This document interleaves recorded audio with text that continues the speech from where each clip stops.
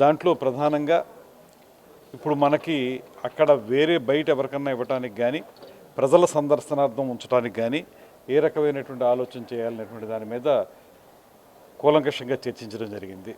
దాంట్లో మనకి అక్కడ అవైలబుల్గా సిఆర్జెడ్ రూల్స్ వీటిని దృష్టిలో పెట్టుకుంటే అక్కడ హిల్ టాప్ మీద ఒక 2400 స్క్వేర్ మీటర్సు, అదేవిధంగా కిందకు వచ్చేటప్పటికి ఇంకొక 2400 స్క్వేర్ మీటర్సు అవైలబుల్గా కనిపిస్తుంది సిఆర్జెడ్ రూల్స్ని పాటిస్తూ ఉండగా.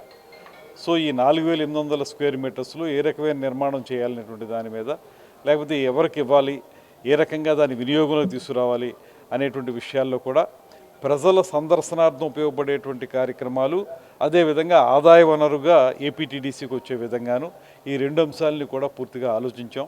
దాని మీద ఇవాళ చర్చించి దాని మీద ఒక నిర్ణయం తీసుకునే ముందు పూర్తిగా ఏవైతే ఆచరణాత్మకంగా ఉంటాయో ఆ విషయాలన్నింటినీ కూడా ముఖ్యమంత్రి గారికి నివేదించి ముఖ్యమంత్రి గారి సలహా తీసుకుని క్యాబినెట్లో పెట్టి దాన్ని ఆమోదించడానికి ఓ ప్రయత్నం జరుగుతూ ఉంది. ఇక తుది నివేదికని పూర్తి స్థాయిలో నిర్వహించుకుని ఆ నివేదికని ముఖ్యమంత్రి గారికి సమర్పించి ఫైనల్ నిర్ణయం తీసుకుని ముందుకెళ్తాం. దీని మీద ఎటు కూడా మనం దీన్ని ప్రజల పబ్లిక్ డొమైన్లో పెట్టి చేయాల్సిందే.